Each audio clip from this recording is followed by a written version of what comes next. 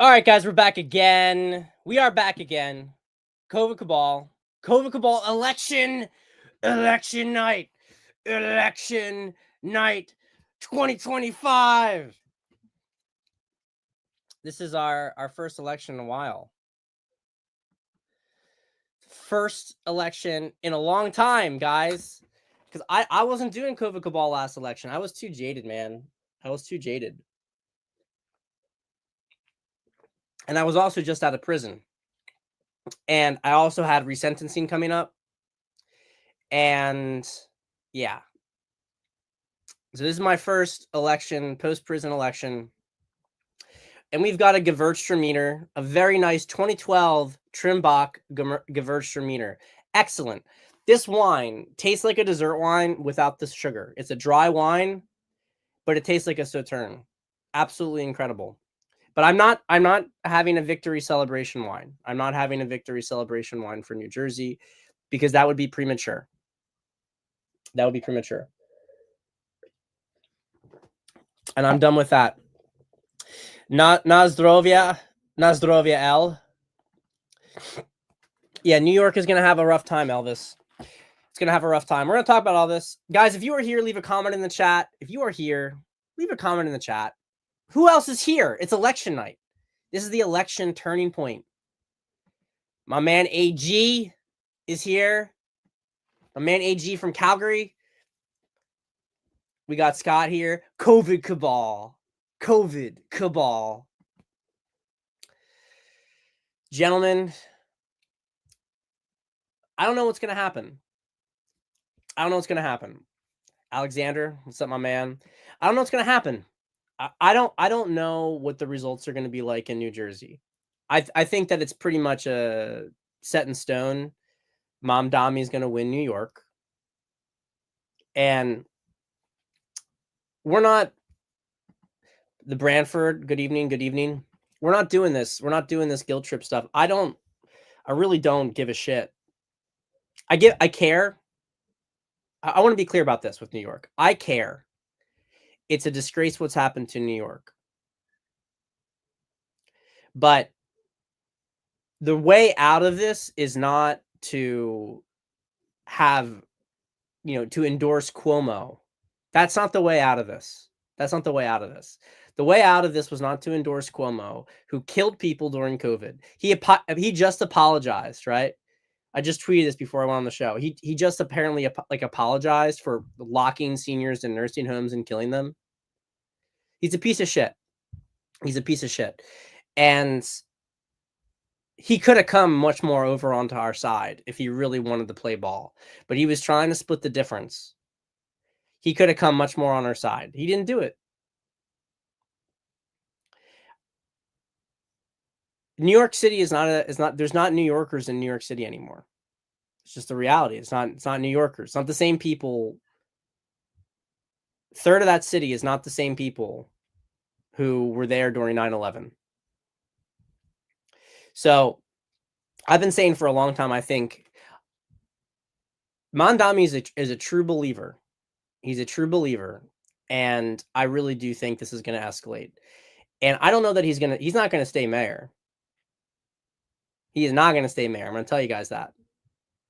I don't know how it's going to all play out, but he's going to get arrested by Trump, by Trump's DOJ. It's going to happen. He may get denaturalized and deported. He might get tied up with terror organizations, but this stuff is coming to a head. I believe that Mamdani, does he take office in January? Is it like a 2-month?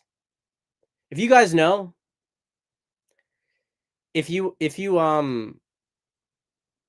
guys know, I don't know the rules in New York, but I think it's probably that in January is probably when things are going to start up. I think he will do a full on. I think there's going to be. I don't know. Like, this is the thing. I want to be cautioned because we live in a different era of warfare. But I can't help but think that like the NYPD he's gonna try to make the NYPD hostile to the federal government. I mean, I just don't know how far he's gonna push it directly because the world is so interconnected now. But I can tell you this, he will absolutely be he will be disobeying the federal government.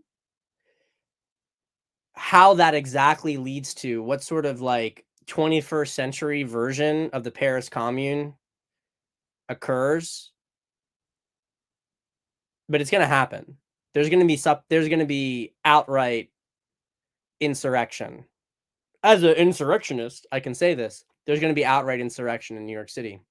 And you're gonna see it happen in Chicago as well, and you're gonna see it happen in Los Angeles, and you're gonna see it probably happen in maybe San Francisco, I don't know. Seattle, right? Portland. You're gonna see it across cities in this country. It's coming. We all know it's coming.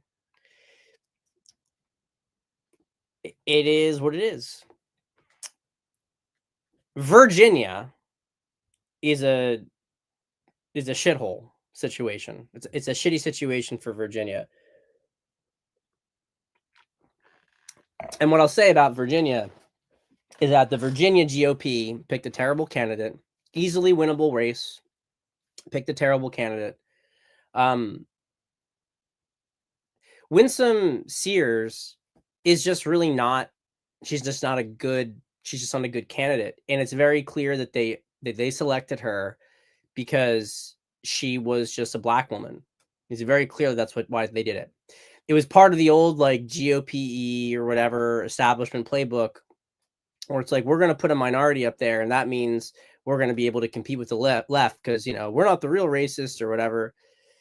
And it would be one thing if she was like based, then that would work. Like if you had a black woman who's like super based, like a Clarence Thomas black woman, then absolutely. You know what I mean?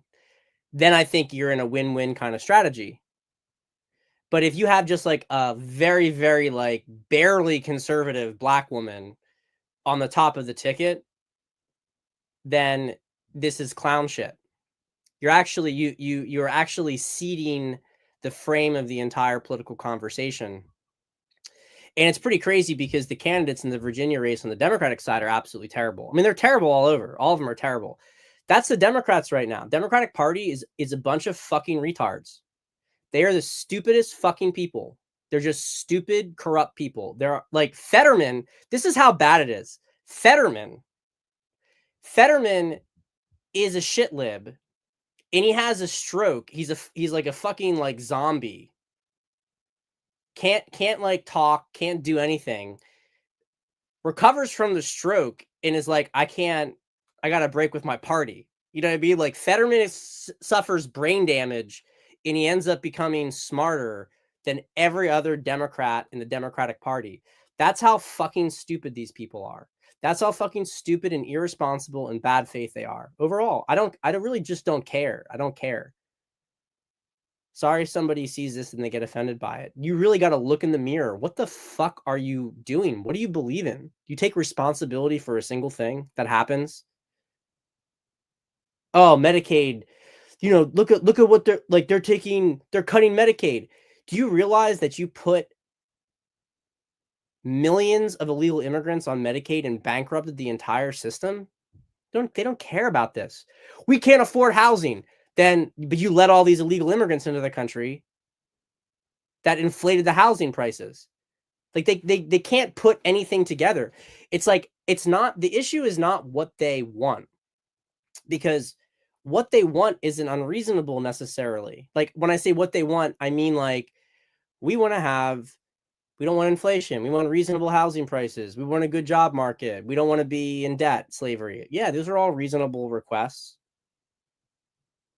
Oh, in the way that you want it, you want good paying jobs, and we demand complete deindustrialization of the country so that we don't produce anything because that creates carbon. Oh wait, the narrative changed on that. Now actually it doesn't matter anymore. Like they're like impossible to take seriously. They're impossible to take seriously. And yet they're going to win Virginia. They're going to win Virginia because we put a the Republican Party in Virginia is cucked. It's a big cuck party. Grand old cuck party. New Jersey's our one big hope. And I gotta be honest, guys. I'm really like I'm of two minds with New Jersey. I'm of two minds with it. Here's why. I have never in my life living in New Jersey. I've never in my life living in New Jersey. I have never ever seen so much enthusiasm for a Republican candidate. I've never seen it. And I've always said that New Jersey is not a blue state, it's a purple state. There's fraud in the cities in the I know the 21 election. Maybe it was 22, I can't remember, but there were some sketchy stuff. I think it was 21. It was the last governor's election. There was sketchy middle of the night stuff that happened in Bergen and Burlington counties. And I was, you know, they only had to put tip a little bit over there to do it. And this is the paradox, and this is a little digression, but it's an important digression. I get really pissed off. I get really pissed off when I see people from like Florida and Texas saying like, Governor Abbott acting like talking like a fucking retard. Like we're terrifying anybody who's trying to come in from New York to Texas.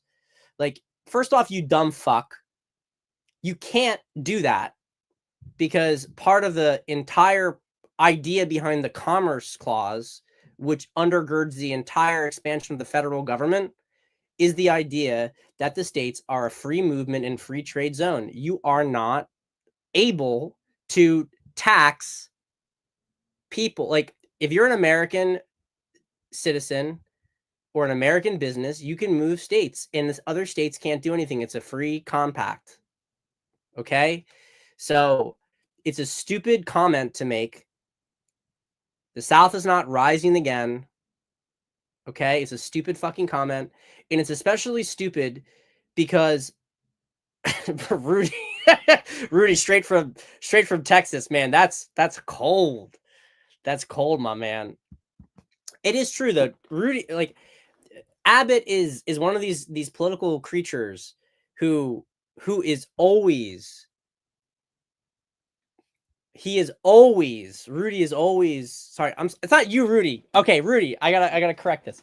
Abbott, I lost my train of thought because my man right here, Jose, is volunteering at the polls. Let's go. Jose, where are you volunteering at?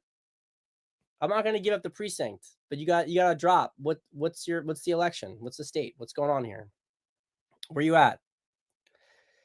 Jose, I'm just trying to find out where you are so I can deport you. What location are you at?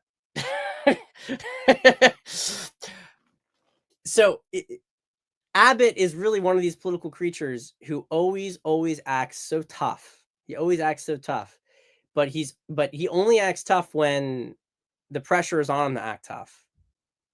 And look, I'm not saying he certainly has dominated Texas politics. No, but like Texas, right? They got a Democrat Speaker of the House. Like, we've talked about this before. I'm just going to reiterate it. The red states are the real cuck states. Like, you look at Indiana. I'm a principled conservative. Pence family, gay Pence family, gay pedophile Pence family. Principled conservatives won't redistrict because they're principled. No, it's because you guys are a bunch of fucking pieces of shit. You guys are totally corrupt. You're totally in on it. You're scum. You're scum. And there's got to be much more of a grassroots effort to get involved in the primary process and root these pieces of shit out of the red states, because you don't see any of that anywhere else. The Democrats don't play like that. These guys absolutely suck. But what I was getting at is that, do you remember that there was all these narratives? Oh, Texas is turning purple. Florida's going to become a blue state. Yeah, what happened? What happened is people left blue states. The people who left blue states for the red states were Republicans. By and large, they were Republicans. Yeah, you had some of the San Francisco tech crowd going to Austin. Okay? Big deal. Most of them were Republicans. Okay? And by the way, it's back. It's not an anecdotal thing, although it's obvious. It's obvious. I mean, think about how fucking stupid you have to be. I'm going after conservatives right now. Think of how stupid you have to be to make the analysis that, oh, COVID hit. There are all these lockdowns in the blue states. All these people are leaving the blue states to go to the red states. Oh, you guys brought your blue state policies here. You go back to your blue state. Why are they leaving if they like blue state policies? You stupid fucking idiot. They're leaving because they don't like living in a blue state. And that's why your state's red. Texas is more red than ever because of Republicans from California. Florida is not a purple state anymore. It is the reddest state in this nation. It's also the most dynamic state in the nation, by the way, because it was a purple state before. So the newcomers who are the most based, sorry, I appreciate that the Southern conservatives, the Midwestern conservatives, I appreciate that they held the line all these years in whatever way that they did. I appreciate that they've stayed conservative, whatever that means. But you guys don't understand what it's like living in the area. There's a lot of still this, like, there's not dynamism. Florida is the most dynamic state in the nation because it has mid-Atlantic. It's got all the transplants from New Jersey and New York,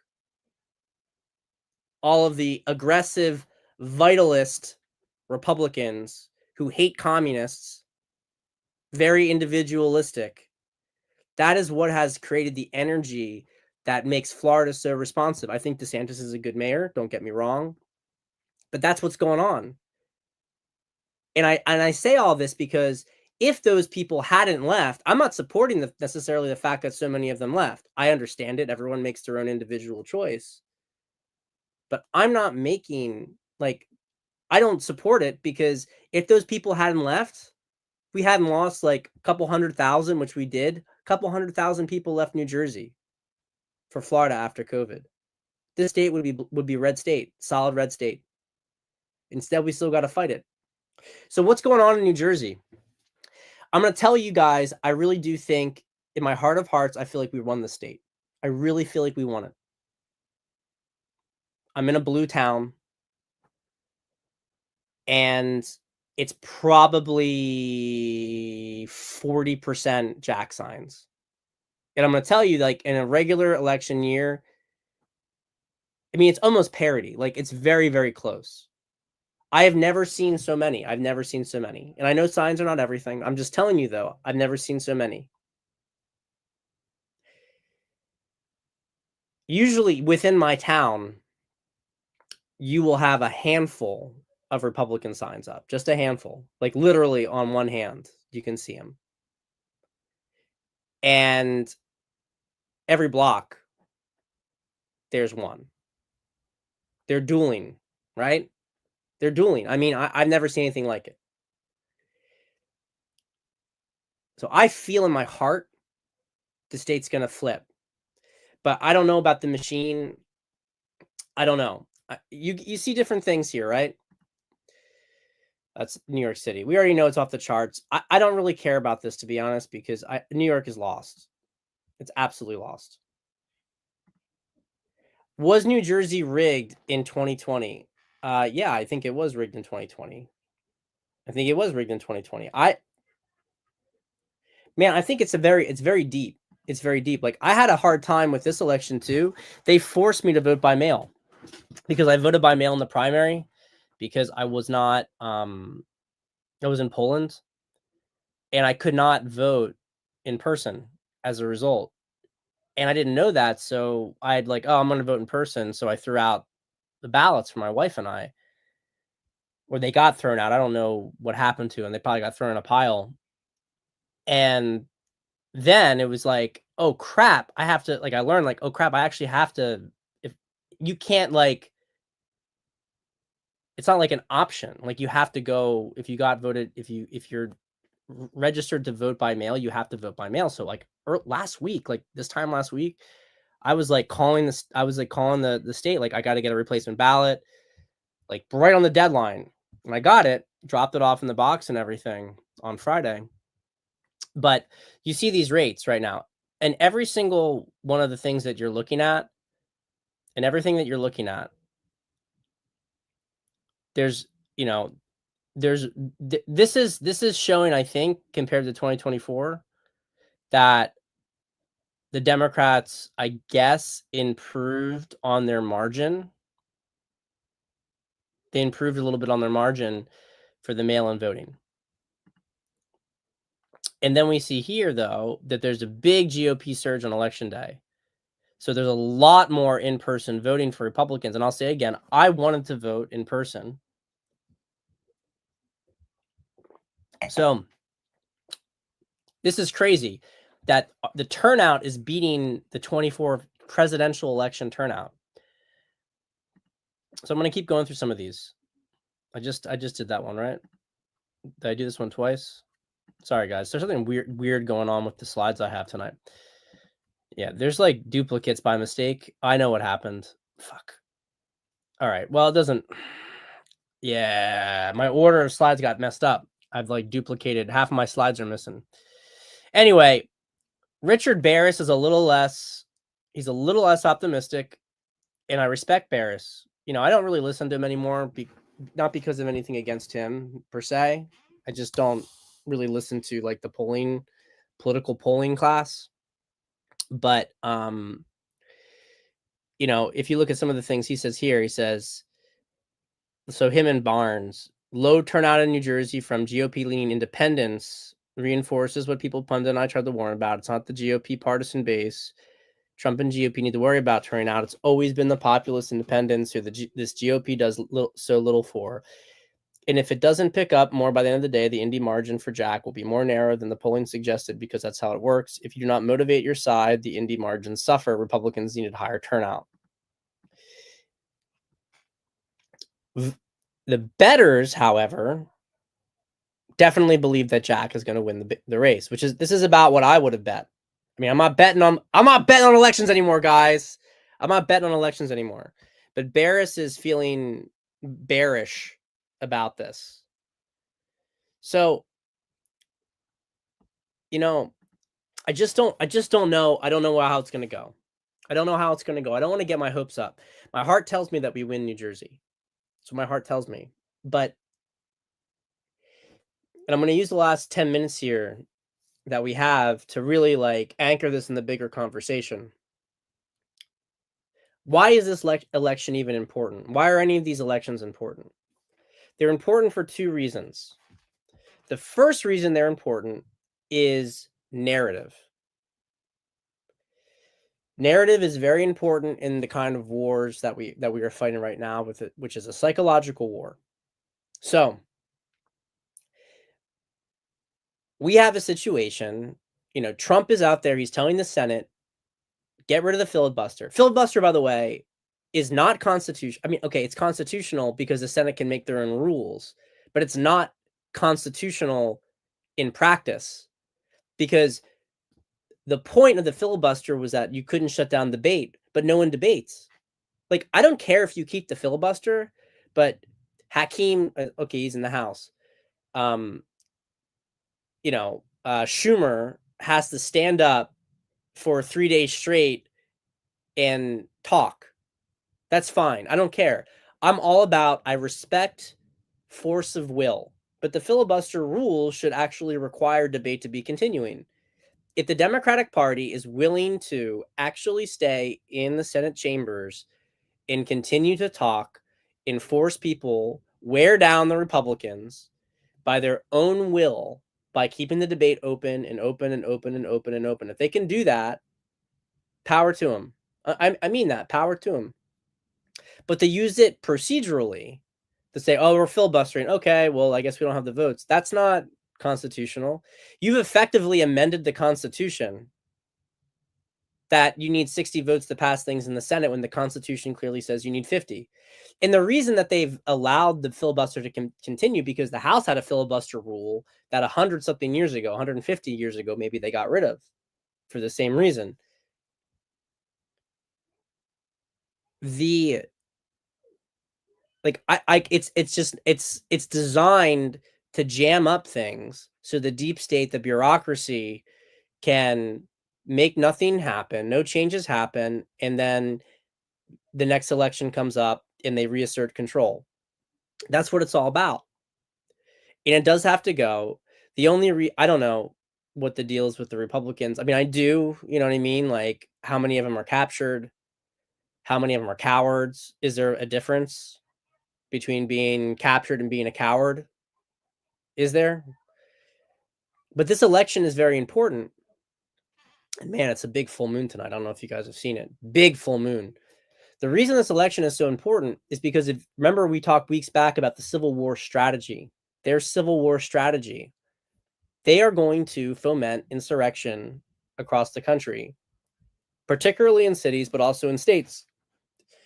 And all of these places are very important. New York obviously is a crucial hub. Virginia flanks DC, okay? Think about this for a second. New York City, most important city in the country. Virginia flanking DC cuts off DC from the rest of the South. And again, I know this is not like strict geographic warfare, but it's not geographic, right? There is geography does matter because if DC is in an issue and Maryland and Virginia don't cooperate, what's Trump's position? I mean, I'm not trying to be dramatic. I'm just saying you can think about how this stuff could affect things in a situation. And so what about New Jersey? New Jersey is the counterattack. So if Virginia is flanking DC, New Jersey's flanking New York. If we have New Jersey, New York, the whole situation that they're trying to create in New York is totally fucked. A lot of businesses will just move right across the river and wait out Mamdani. The federal government will also have a base of operations where they can move clearly into that area with Citarelli as governor in New Jersey. And I want you guys to think about it in the sense, and again, I'm not trying to oversell this stuff, but just because warfare rises in levels so that now you're talking like psychological warfare is like the predominant area it happens, don't think that the psychological warfare doesn't have a geographical element to it. New Jersey is very, very important. It's very important to them and it's very important to us. And that's one of the reasons why I am hesitant, because there's way too much at stake for them. I mean, Mickey Sherrill's a terrible candidate too. You know, she's the amount of corruption that she was involved in, especially in the military, like covering up all sorts of scandals. She's just, piece of shit. There hasn't been a lot of enthusiasm for her. And Citarelli's run a much better campaign than he did in 21. I guess he was the underdog then. Now he's got real institutional support. But I'm going to tell you, I'm not going to count my chickens, because even though I think we really did are winning the state, I think we're going to win it. What are they going to resort to stop it? If it's so crucial to their plans, why would they not go ahead and do it?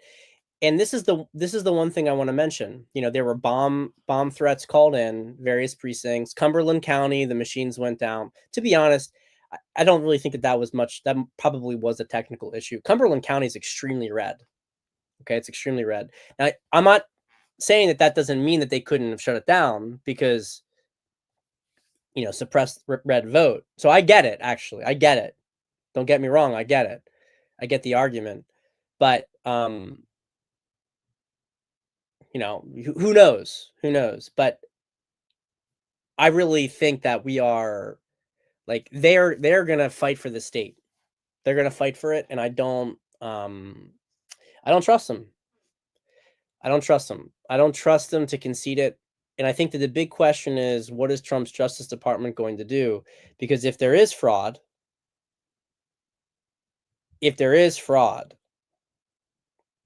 which there will be, Harmeet Dillon, I mean, Republicans have been filing lawsuits. They're active. We're engaged now, actually, which we weren't in past elections. There were lawsuits already about the threats to these various districts, to keep voting open longer. And Harmeet Dillon, who I think is great. I've told you guys, you know, let's not paint with too broad of a brush here. Harmeet Dillon, and I still like Cash. I think that they're good people. I don't like Vivek, but the other two they're good. Harmeet is like she's been the best attorney general we've had in ages. Let's just be objective. She's not attorney general, but civil rights division. The best we've had ever. Okay? She said any intimidation whatsoever, any disenfranchisement, we're on it. Now I know that some of it can be talk, but I'm just telling you guys that here's a scenario I could see happening. That they steal New Jersey. Maybe they steal Virginia. I don't know. But I think that the campaign in Virginia is weak. Doesn't mean that I think that people will still, per se, vote for Spanberger in Virginia, but let's not digress. We find out that they stole this election. Trump's talking about the 2020 election. Is this when the trigger's finally pulled? Is this when? Because guys, the midterms, and you can see from the way that Trump is talking about the filibuster, the way he's talking about things, that we are going to win a massive landslide in the midterms because a lot of these people are going to get arrested. That's my prediction. I'm going to go on record with it. If I'm wrong, I'm wrong. But we are going to have such a massive win in the midterms between redistricting and between Democrats getting arrested for high crimes and misdemeanors. Maybe not executed yet, but coming. I'm going to go down on record with it.